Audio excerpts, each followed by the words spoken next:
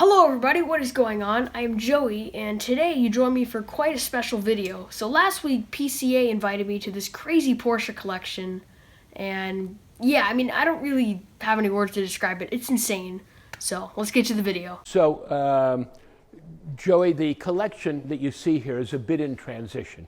For a long time, I collected and raced Porsche race cars. If you look around the walls, you'll see pictures of 910s, 904. I showed you that American Roadster that I raced. I raced a 911, and there's even one more race car still left here in the garage. I'll show you in a second. It's a 57 Speedster. But since I've sort of gotten out of racing, I've decided that what I really want to do is develop a Speedster collection. I literally want to own at least one example of every Speedster that Porsche ever made. And as you know, they made them in 54, 55, 56, 57, 58. They actually made a Carrera in 59. Then they went to the 911, 89, 94, 2011, and this fall they'll come out with a new either 2019 or 20 Speedster. So I'm about halfway through accomplishing my goal, but you see some of my old cars, and there's a few new cars in here that are part of my new idea for a collection. I told you collecting is a sickness, and I have that.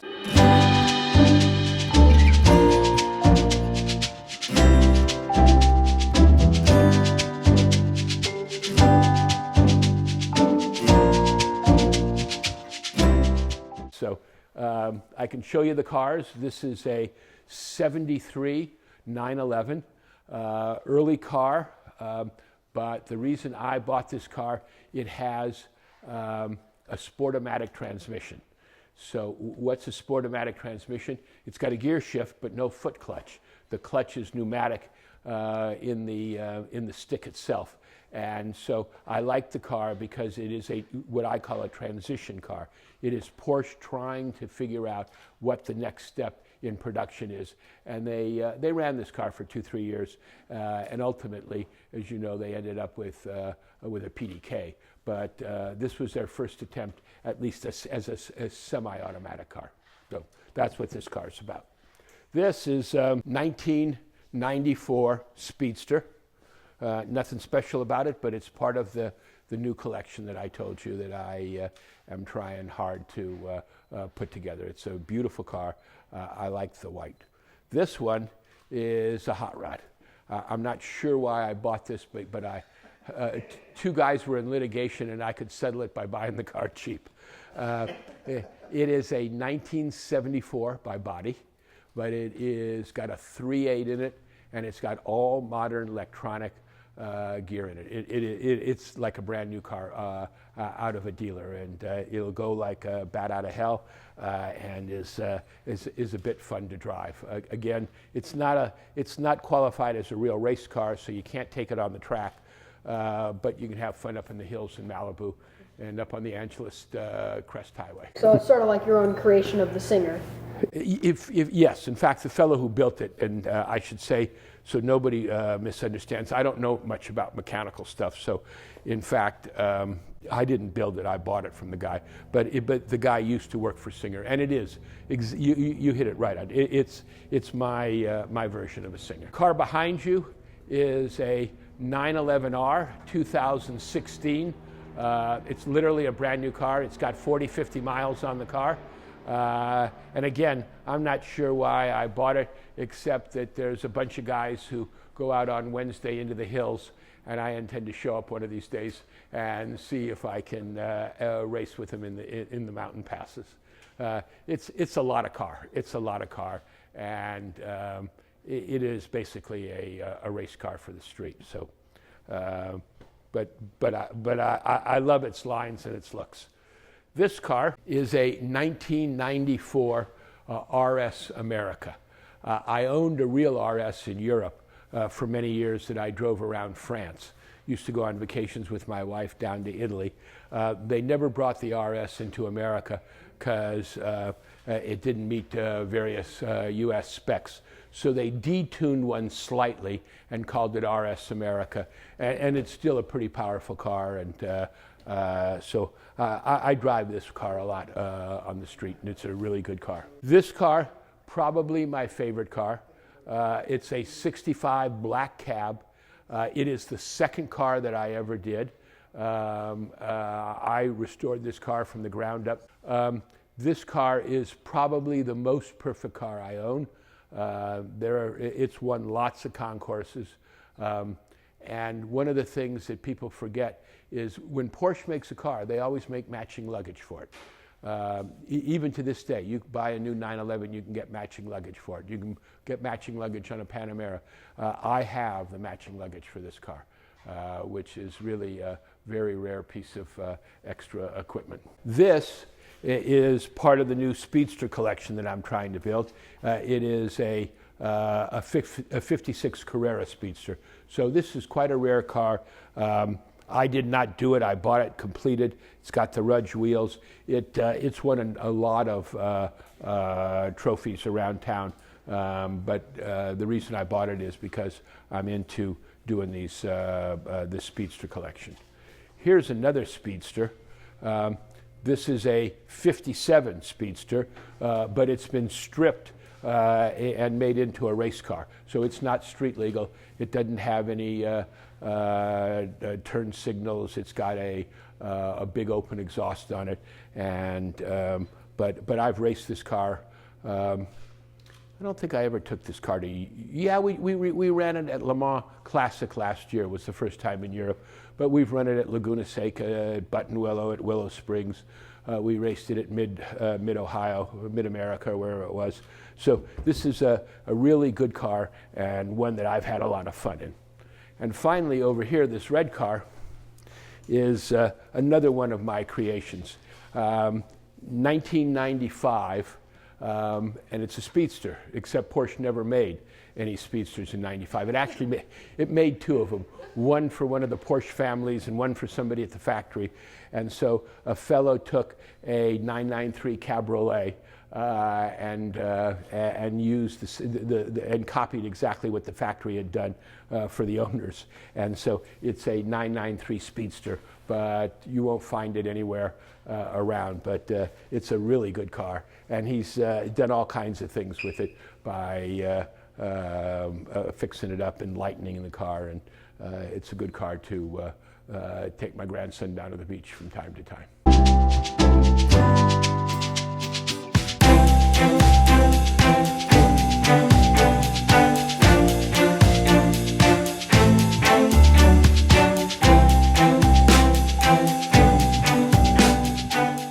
On the convertible. So I told him about it. He said, I can one-up you. There was a Bertoni Porsche that was made by the factory. These are authorized, not aftermarket. This came with an authorization, and it went up for auction a couple of years in Monterey. I said, want me to bid on it for you? He said, how much? I said, I don't know. It's going to go for $800, $900, $1 million. He said, I sold the car for $28,000 once. These are all Porsche badges. I've collected them from all over the world, from various meets, races, concourse, a lot of 356. I won't buy a badge unless it's a Porsche badge. So they've got all kinds of interesting things. It's a West Coast holiday, but this one is, the Owners Club, Porsche Owners Club. A meet that it was at Sebring, 50th anniversary. I think that's Japan, yeah, Japan. So every one of these is a Porsche badge. What I'm going to do with them, I don't know. Now, is your favorite car a 356? My favorite car of all time has to be the 918. Oh, well, okay. Did you get that on? Did you get answer? So, no, that's okay. The 918, I saw it before the public. Porsche invited me down to the LA Auto Show, and I sat in it, and I took a selfie of myself, and it was around Christmas time, and I sent my wife a text and said, this is what I want for Christmas. She said, how much is it? It was $848,000, and she said, I don't think this Christmas. She said, Happy Hanukkah. Yeah, right. Yeah. That's a great badge, and the reason is the distinctive key from a 356. Sure. Anybody who's been around the hobby would be able to recognize that. This is from '96, So you can see I've been hanging around doing this for way too long. So what's unique about the garage is when we built it, my wife did not want a lift in here because she wanted to use it for parties. And we've had a number of parties. We just drive the cars out onto the grass. And so instead, I have a pit. You go down here, and over what's underneath that car is an open hole. It's covered for safety, but you can work on the cars from underneath it.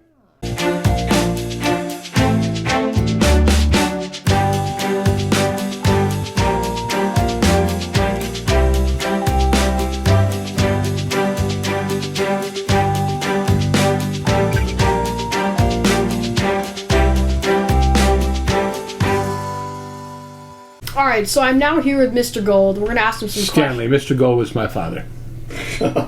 Stanley. Take number 2. All right, I'm here now with Stanley, and we're gonna ask him some questions about his crazy Porsche experiences. So I guess my first question for you is, what was the very first car you owned? 55 Ford, chopped and lowered, outdoor plumbing, Tijuana tuck and roll. It's true. I worked for about 18 months saving all my money, and I bought this car. I had it repainted. It had a name on the side. I had a sign painter put the name. People used to put names on cars in those days. It was called the Defiant one. And I took it down with a couple of buddies. My father wouldn't let me do it by myself. We went to Tijuana. I think we got there at 10 o'clock at night, and by 6 o'clock in the morning I had my whole car upholstered. White headliner, baby blue. It was a great car. I drove to college. I went to the University of California, Berkeley. A couple of buddies drove the car back, sold it for $500, and that got me through a whole year of college. Wow. It's true. How long have you been collecting cars for? 1990. So what are we? Just under 30 years. How did you start collecting cars, and what got you interested into it? Well, I always loved Porsches. Back in the early 70s, my wife and I bought a 914, and we were both significantly thinner, and our children were smaller, and the four of us could sit in the two seats, and we lived out in Calabasas. We used to go over the Santa Monica Mountains on Sunday night to a fish restaurant where the kids could feed the seals bread and stuff like that. But we outgrew the car and had a series of station wagons, and finally by 89, 90, I wanted a sports car, and I loved the old Porsche, so I went and bought a new 1990 Porsche. I think it was a Cabriolet. Oh, we have a Boxster, so yeah. Start with a mid-engine Roadster, and then I owned a Boxster. They came out in about 99, I think, and I had never taken German delivery, factory delivery of a car, and I said to my wife, they have a new model, I'd like to buy it. If you'll come with me to the factory, I'll give you a 3-week road trip through France. She said, make it Italy and you have a deal. And we did. We spent 3 weeks going up and down Italy with a friend of your dad's, Jeff Cannon, and his wife. They didn't buy theirs, they rented it, but we had 2 new Boxsters, and we went up and down the length of Italy. It was great. It was a great 3 weeks. What do you think of the Boxster as a car? I love it. I think it's great. I like it. Yeah, it's one of my favorites. And the reason it's great is it's mid-engine, so the center of gravity is right behind your fanny, which means that you've got more control of the car. You can take it into turns steeper and harder, and so I think it's a great car. I was on a rally with PCA a couple weeks ago, and this guy thought we rebuilt our engine and put a 911 engine in, but it was just saying the Boxster corners so well, just so light. It's exactly right. Now, in your collection, is it only Porsche, or do you have cars from other companies as well? No, it's strictly a Porsche collection. The only oddball I own is a 1935 Ford Roadster, which I keep down at the beach. My grandson and I get up on Sunday morning and drive up to Oxnard for pancakes and back. Oh. And it's that, but everything else is a Porsche. Okay. So are you a PCA member? Oh, yeah. And when did you join PCA? I think 89, 90, as soon as I bought that new 911. So about 30 years, 28, 29 years, something like that. Favorite car you've owned of all time, what was it and why? Probably the 904. I owned for many years serial number 006. The official name is the Carrera GTS, but everybody calls it the 904. and I had great success with it racing. I'm not a great racer by a long shot, but I won some races with that car. I raced it at Le Mans, and it was a fabulous car. It was a fabulous car. What was driving at Le Mans like? Probably one of the great thrills of driving. Alright, I don't even know how to describe that collection. Absolutely insane. So big thank you to PCA and Stanley Gold for showing me the collection. I mean, yeah, it speaks for itself. It's just so amazing. So I hope you guys enjoyed this video. If you haven't yet, subscribe to the channel for more content to come. And as always, I'm Joey, and I'll see you next time. Goodbye.